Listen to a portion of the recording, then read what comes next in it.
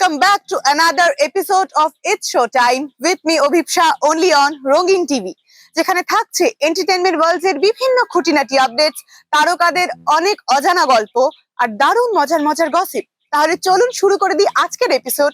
প্রথমেই চোখ রাখবো আজকের আপডেটসে।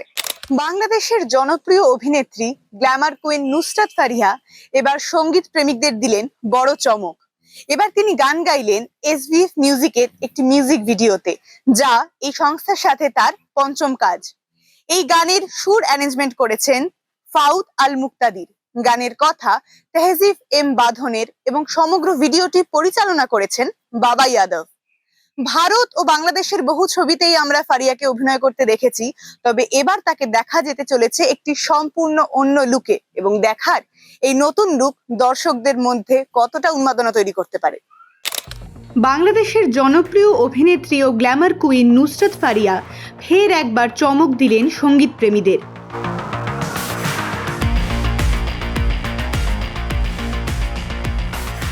এবার তিনি গান গাইলেন এসভিএফ মিউজিকের নতুন প্রজেক্টে, যা এই সংস্থার সঙ্গে তার পঞ্চম কাজ।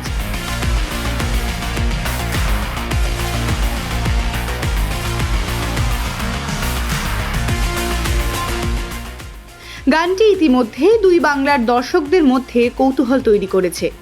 এই গানের সুর ও মিউজিক অ্যারেঞ্জমেন্ট করেছেন বাংলাদেশের জনপ্রিয় সঙ্গীত পরিচালক ফাউদ আল মুক্তাদির।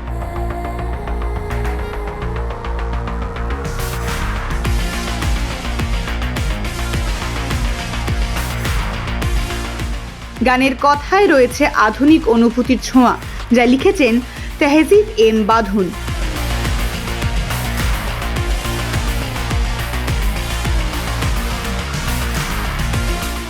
অন্যদিকে মিউজিক ভিডিও পরিচালনা করেছেন খ্যাতনামা কোরিওগ্রাফার ফিল্ম মেকার বাবা ইয়াদব।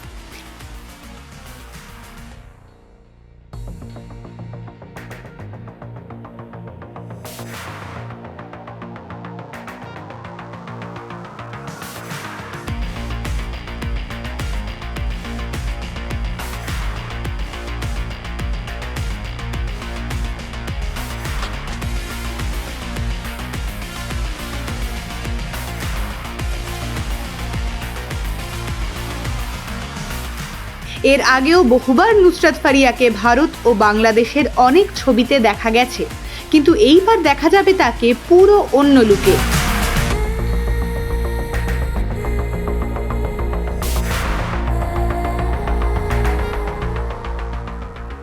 রোম্যান্স, গ্ল্যামার ও স্টাইলের মিশেলে তৈরি এই গান মুক্তির আগেই দর্শকদের মধ্যে বাড়িয়ে তুলেছে উন্মাদনা।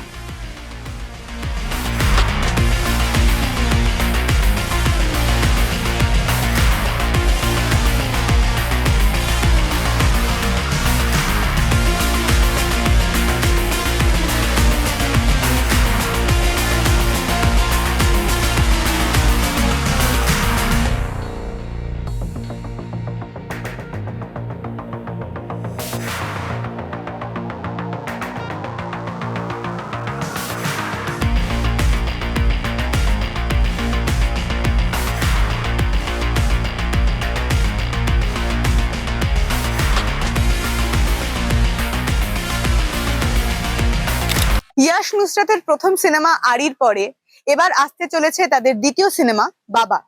এই সিনেমায় মুখ্য ভূমিকায় দেখা যেতে চলেছে বিক্রমকে। যদিও এই বিষয়ে এখনো কনফার্মেশন আসেনি, তবে এই দুটি ছবিতেই টাকা থাকতে পারে পুষ্পা জাহাঙ্গীরের, অর্থাৎ কিনা ব্ল্যাক মানি। যদিও জিৎ চক্রবর্তীর ওয়াইফ শানু বক্সির এগেনস্টেও এই বিষয়ে অ্যালিগেশন রয়েছে।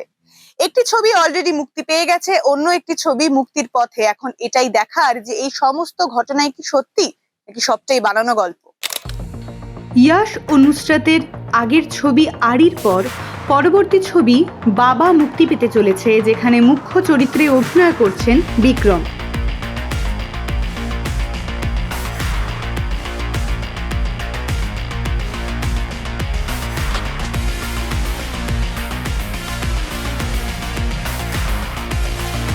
যদিও এ বিষয়ে কোনো নিশ্চিত তথ্য নেই, তবে এমনটাই শোনা যাচ্ছে।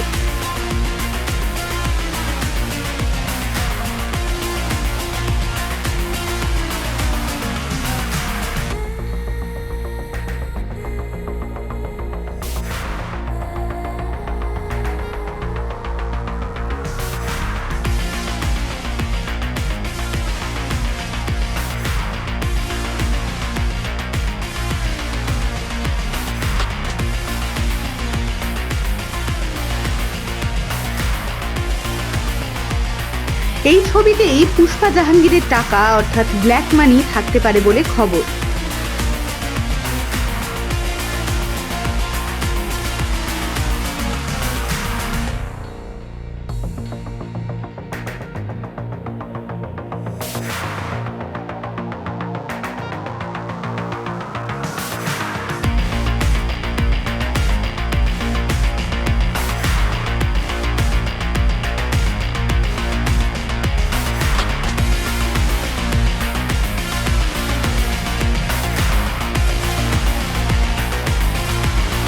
এমনকি জিৎ চক্রবর্তীর স্ত্রী শানু বক্সির বিরুদ্ধেও উঠে এসেছে অভিযোগ।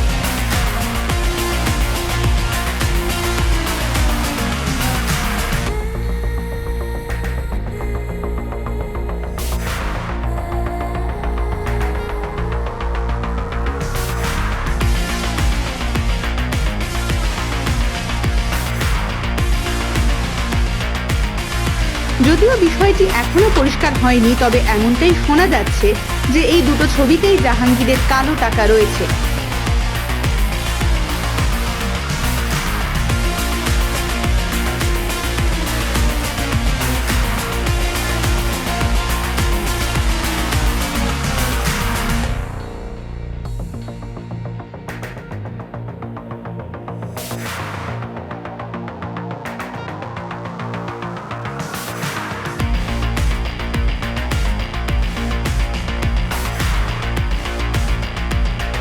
একটি ছবি ইতিমধ্যেই মুক্তি পেয়েছে, আরেকটি মুক্তির অপেক্ষায়।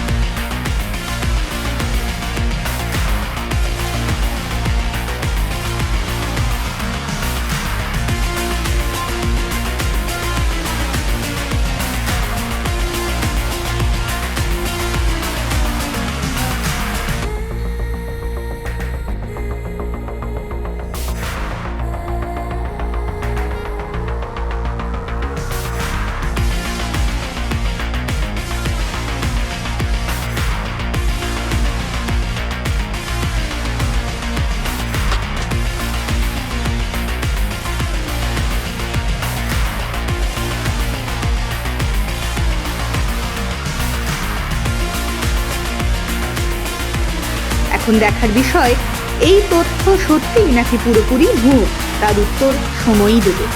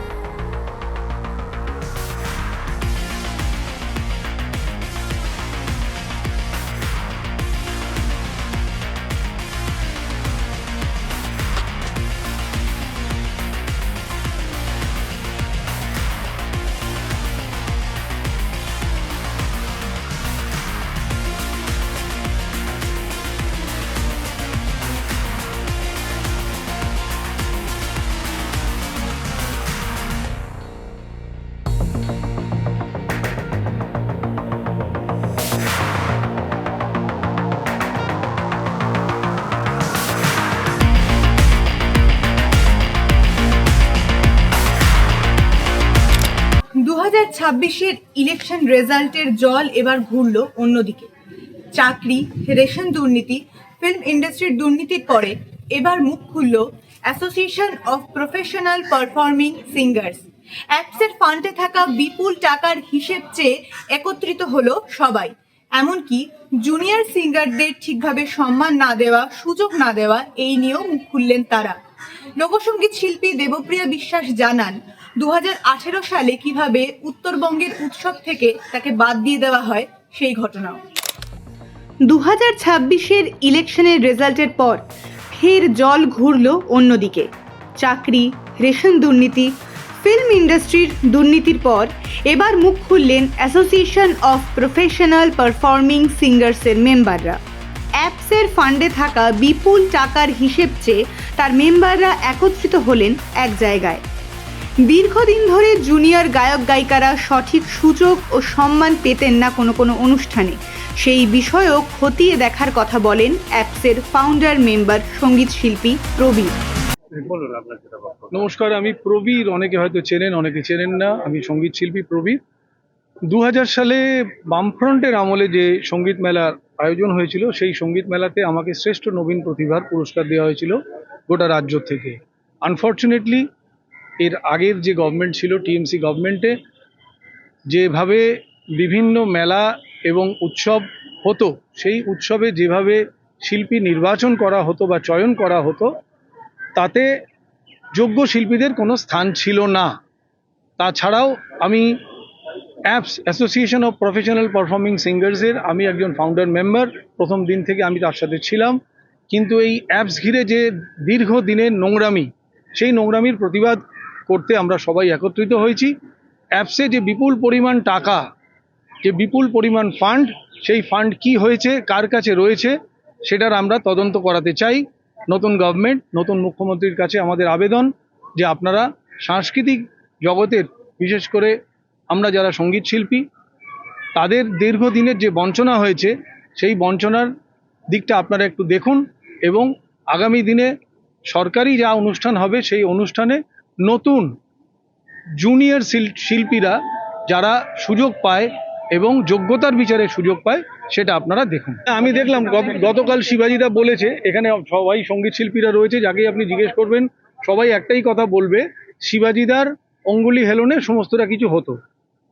শিবাজিদার কৃপাধন্য হলে পরে, বা শিবাজিদার যারা খারাপভাবে বললে যারা চামচা আছে, তাদের স্নেহধন্য হলে পরেই একমাত্র অ্যাপসের অনুষ্ঠান এবং অ্যাপসের অনুষ্ঠান হয়ে সরকারি অনুষ্ঠানে সুযোগ পাওয়া যেত। এবং তার মুহুর্মুহু প্রমাণ প্রচুর আমাদের কাছে রয়েছে। একটা 20-25 জনের শিল্পীদের একটা নেক্সাস ছিল। সেই শিল্পীরাই ঘুরে ঘুরে জলপাইগুড়ি থেকে শুরু করে শিলিগুড়ি হয়ে, আলিপুরদুয়ার হয়ে, কুচবিহার হয়ে সমগ্র পশ্চিমবঙ্গে তারাই শুধুমাত্র অনুষ্ঠান করে বেরিয়েছে। তার বাইরে অন্য কোনো যোগ্য শিল্পী সুযোগ পায়নি। এদেরকে বিভিন্ন সময় বিভিন্ন ভূমিকায় আপনি দেখতে পাবেন।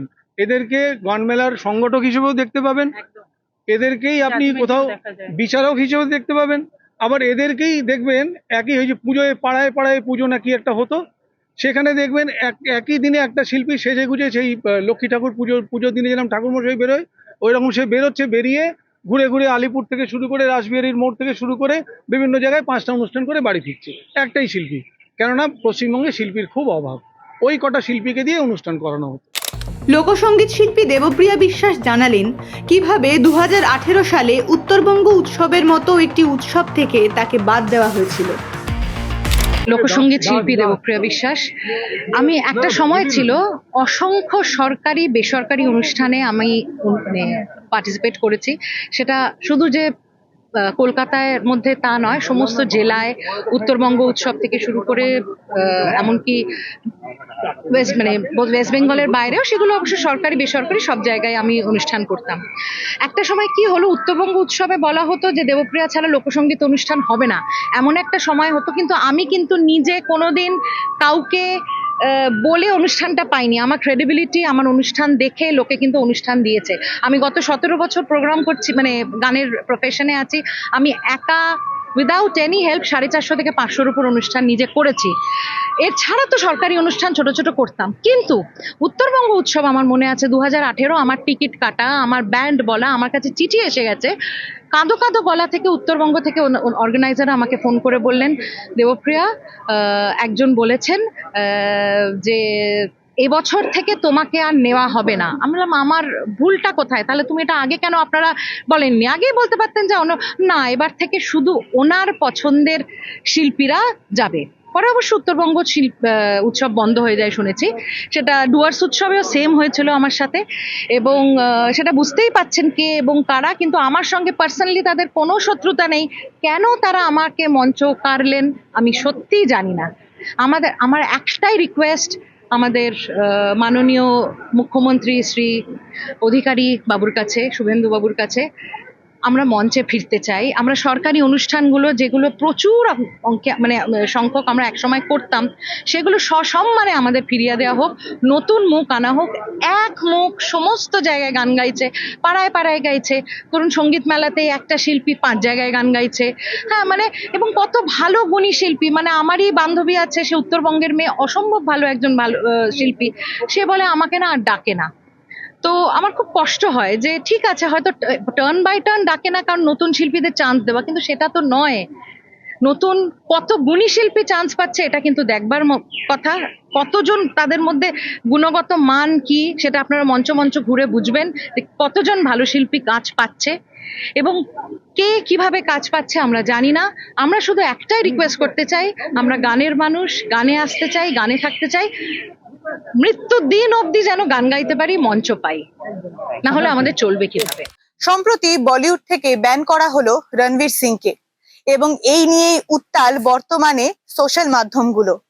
45 কোটি টাকার ক্ষতিপূরণের যে কথা শোনা যাচ্ছে তার বিরুদ্ধে, তারই বা জাস্টিফিকেশন কতটা? কারণ ডন 3 সিনেমার অ্যানাউন্সমেন্ট হয়ে গেছিল বেশ কদিন আগেই, কিন্তু তারপর রণবীরের পরপর ছবি ফ্লপ যাওয়াতে এই সিনেমার প্রযোজকরা এই কাজ থেকে আস্তে আস্তে পিছিয়ে আসেন। কিন্তু ধুরন্ধর রিলিজের পরেই সমীকরণ একেবারেই পাল্টে যায়, এবং তারপরেই এই সিনেমার প্রযোজক ফারহান আখতার ফের ডন 3 নিয়ে যান রণবীরের কাছে।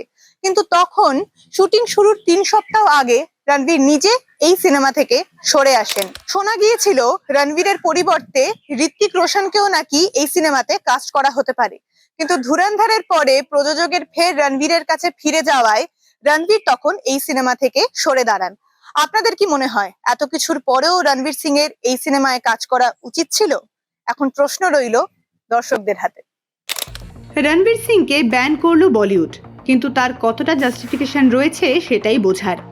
ডন 3 নিয়ে ইতিমধ্যেই সোশ্যাল নেটওয়ার্কিং সাইটগুলো বেশ উত্তাল। 45 কোটি টাকার যে ক্ষতিপূরণের কথাটি বারবার উঠে আসছে রণবীরের ওপর, তা কতটা যুক্তিসঙ্গত দেখার বিষয়। ডন 3 অনেক দিন আগেই অ্যানাউন্স হয়েছিল এবং প্রযোজনা সংস্থার থেকে একটি অ্যানাউন্সমেন্ট ভিডিও রিলিজ করা হয়েছিল, যা নিয়ে সেই সময় বিতর্কের ঝড় উঠেছিল। কিন্তু রণবীরের খারাপ সময় ও পর পর ফ্লপ ছবি ডেলিভার করার জন্য এক্সেল এন্টারটেনমেন্টস সেই সময় ডন 3-কে পিছিয়ে দেয় বহুবার। সাথে সাথে রণবীরের শক্তিমান করার কথাও চলছিল মুকেশ খান্নার সাথে, সেটিও সলভ হয়ে যায়। কিন্তু ধুরন্ধরের সাফল্যের পর ঘুরে যায় সমীকরণ। ফারহান আখতার ফের আসেন ডন 3 নিয়ে রণবীরের কাছে, কিন্তু রণবীর ফারহান আখতারকে ফিরিয়ে দেন। এরপরই শোনা যায় যে শুটিংয়ের 3 সপ্তাহ আগে রণবীর ছবিটি থেকে সরে দাঁড়ান, যার দরুন বোম্বে টেকনিশিয়ানরা তার সাথে কাজ করতে নারাজ হয়ে পড়েন। Well, that's it for the day. কোথাও যাবেন না, দেখতে থাকুন it's show time with me অভিপ্সা, only on রঙিন টিভি।